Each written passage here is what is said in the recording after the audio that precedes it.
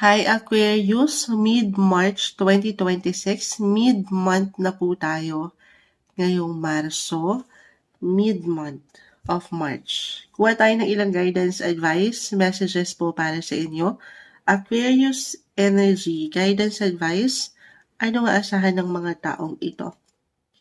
Ngayong mid-March, guidance po para sa kanila. Message? Aquarius, anong parating? Ano nga asahan nyo ngayong mid-March? Guidance? May gustong bumagsak? Yan yung pipigilan. Aquarius energy, mid-month of March. Guidance, advice. Aquarius, anong parating sa'yo? Ang sipag ni Four of Cups. Kanina pa siya na bagsak. Sandali. 4 and 4. 4. Okay, isa-isahin natin. 5, pagtabihin natin yung double digits dito. Tatlong 4 guys. 4, 4, 4.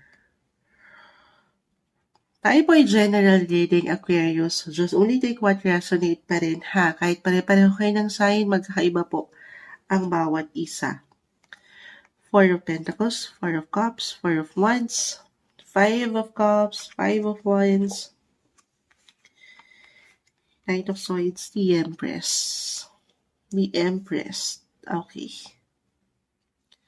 The Empress planet Venus, nakukuha natin siya. It's all about beauty, attraction, money. Ayan, money rin yan. Ma-mention ko yung money, guys. Right now kasi nagbibigay din astrologically ang inyong mga second house of money, income, 4 of Pentacles, 4 of Cups.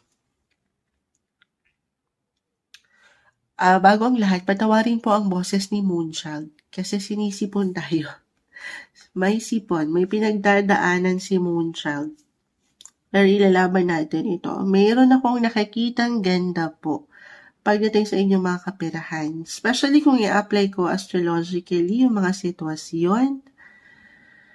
Yung security, very positive. Pagdating sa money, guys, higit po kayo makapag-provide sa family. 444. 4 is all about home. Okay. The Empress coin. The Emperor. Kasi nanlaban kayo, guys, eh. Push kung push, merong pag-grinds. Yung pagiging workaholic, umangat. Lalo pa, kung ito'y naramdaman nyo, pinakita nyo na, pinamalas nyo na sa inyong mga buhay paggawa po. Especially ha, kasi si second house, dyan po pumapasok yung matatawag na hard-earned money. This is something po na magmumula sa inyong patuloy na pinagsisikapan, pinaglalaban. Kumbaga, this is something hindi rin siya madaling kitain. Okay, kasi pinag-alayan nyo talaga ng effort. At yan po hindi mababaliwala. I see money coming in sa inyong buhay. Mid-March tayo, guys. At dito, angat yung pagiging generous nyo. Yung mga puso nyong mamon. Para kanino? Sa pamilya. Yes po. Lalo kung meron na kayong kids, the Empress, parang sila itong una't huli, ay gusto niyong mapagbigyan ang mga bata. Okay. Eto lang tayo. Yun na yun. Ganun yung energy, guys, ha? Yes, may ganda. Maaring may pag-increase po pagdating sa inyong salary or sa kayo kumikita or kasi nga mag-grind kayo eh. Maaring ang ilan, andito yung energy, the Knight of Swords, the Emperor. Very in demand kayo, parang ganun. Or may ilang demands sa paligid. So, dito, maaaring i-take advantage. Or ito yung pinaka-advice. The energy is giving. Maaaring meron at merong maganda yung flow, guys. In short, pagdating sa pera, magandang pagkakataon if ever ngayon gusto nyong mag-hustle. Ayan, Knight of Swords, eyes on the prize, push, go for the gold. At yan po ay yung gusto nyong ma-reach, makamit, mid-March lang tayo ha, pero yan po ay hindi imposible. Again, money-making opportunities din po. Maring it could be an extra work for an extra income. Gusto nyong manlaban eh. Oo. At yan nga po, hindi imposible. Magandang pagkakataon na kumita ng extra rin. Yes. Or talagang may ilang demands. As I've mentioned, maraming proyekto or maraming pwedeng ihain sa inyo ang someone na katataas. It could be your boss na ang ganda. Okay? Pero dito tayo nakuha rin natin yung enerhiya ni Mars. Kaka-mention ko kay Venus dito. Mars on fire. Mars is the planet of energy, action. Also currently nasa inyong mga second house of money po. So, yes, merong po papasok Meron at merong magandang flow. Pagdating sa kaperahan, guys, hindi kayo mawawalan.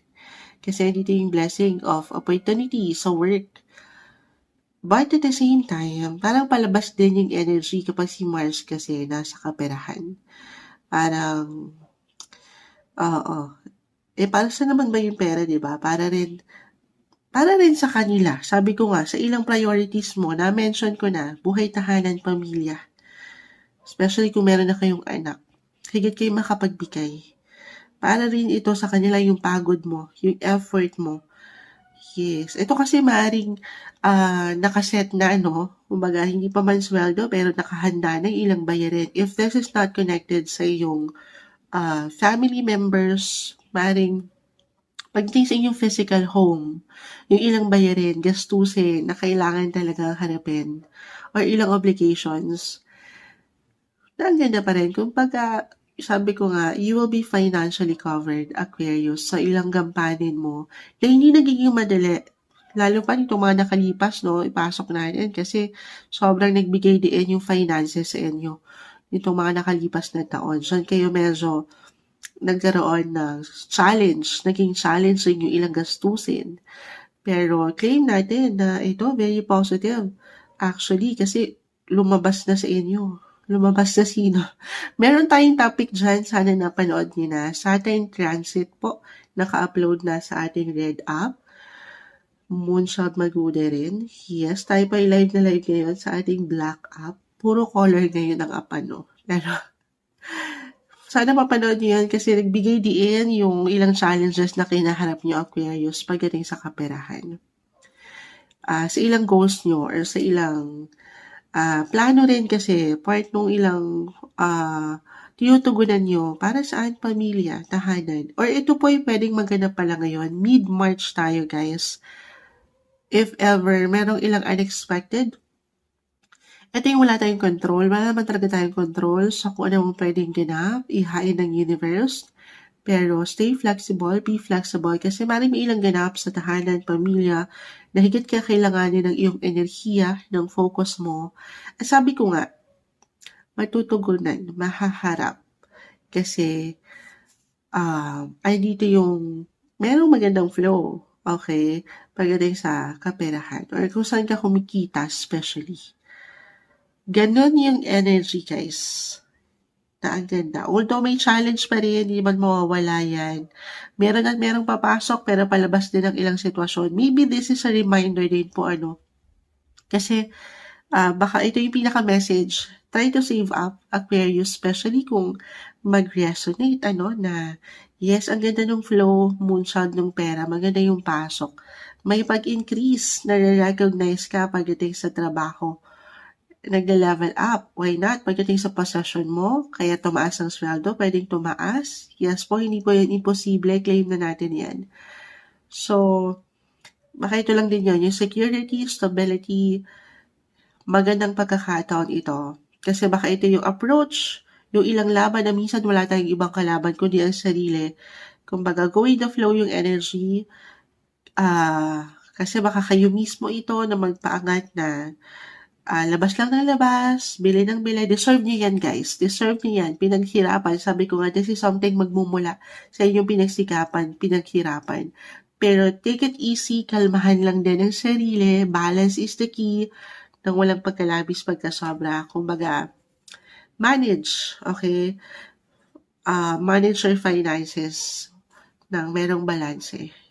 Kumbaga, papaangatin niyo yung tamang responsibility daw po kung paano kayo mag-handle ng inyong pera. Lalo pa kung sobra.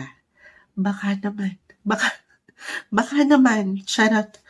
Ayan. Ganun lang yung energy na to, ha? So, in a way, parang patuloy na magiging busy. Pero ang kagandahan, ang pagka-busy na ito ay merong kapalit. Yes, may something benefits. I-claim natin yan. Be consistent lang. Tuloy. Ayan, patuloy na paniniwala sa iyong kakayanan. Stay present, be present, Aquarius. Baka merong ilang pressure lang din ako nakikita sa ilang paligid-ligid. Wag ma-pressure, ma-overwhelm kasi the energy again andito is giving pagdating sa mga priorities sa trabaho, especially may ilang demands. So, kalma. Hinga lang din pag may time. Okay. Yes. And be flexible if ever. Kasi may ilang ganapan din sa tahanan, pamilya na baka hindi inaasahan at kailangan ng extra focus mo nga po. Okay. But I see beauty, attraction, money-making opportunities para sa inyo. I-claim na natin yan. Guidance lamang po ngayong mid-March 2026, Aquarius.